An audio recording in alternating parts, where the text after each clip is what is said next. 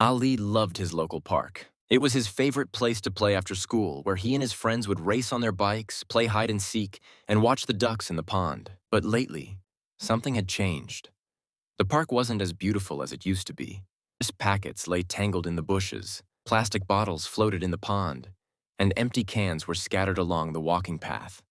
One afternoon, as Ali sat on a swing, he noticed a squirrel struggling to pull a piece of plastic out of the grass.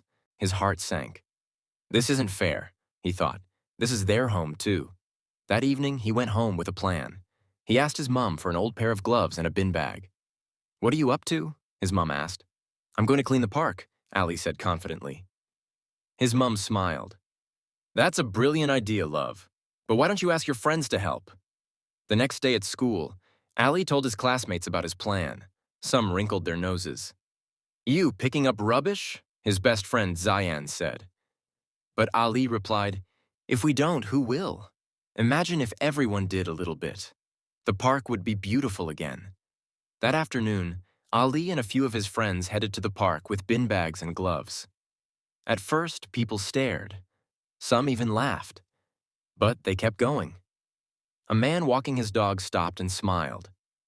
"Good on you, kids. Here, let me help." He picked up an empty water bottle and tossed it into their bag. Then an elderly woman, who always sat on the bench feeding the birds, called out, "Well done, my dears. Keep going." As the days passed, more and more people joined in. Parents encouraged their children to throw rubbish in the bin. Even the teenagers who used to litter started cleaning up after themselves. By the end of the week, something amazing had happened. The park was cleaner than it had been in years.